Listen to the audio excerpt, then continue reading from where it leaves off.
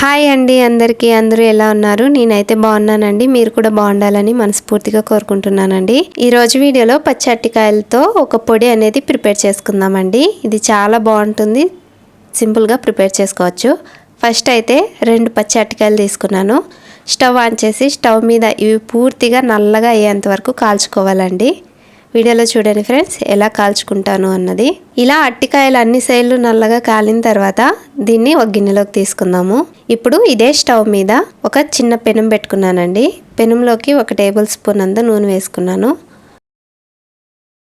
1 tea spoon అంత సాసోలు వేసుకున్నానండి.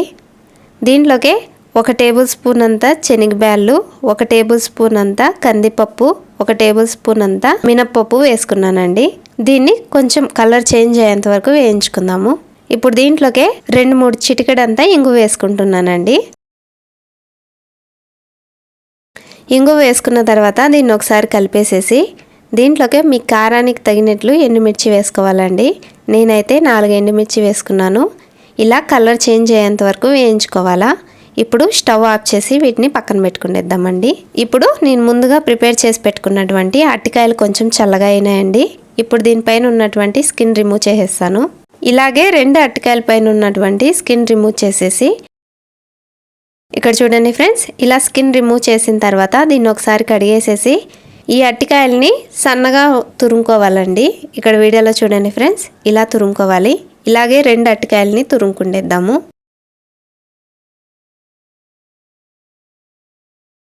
అరటికాయలని ఇలా తురుముకున్న తర్వాత నేను ముందుగా వేయించి పెట్టుకున్నటువంటి కందిపప్పు, మినప్పప్పు, శనగబ్యాళ్ళు ఇవన్నీ మిక్సీ జార్లోకి వేసుకొని రుచికి తగినంత సాల్ట్ వేసుకొని దీన్ని వీలైనంత నున్నగా మిక్సీ చేసుకోవాలండి. ఇది మరీ ఎక్కువ నున్నగా మిక్సీ అవ్వదు, ఎందుకంటే దీంట్లో మనం వేసిండేది పప్పులు కదా, కొంచెం బరగ్గానే ఉంటుందండి.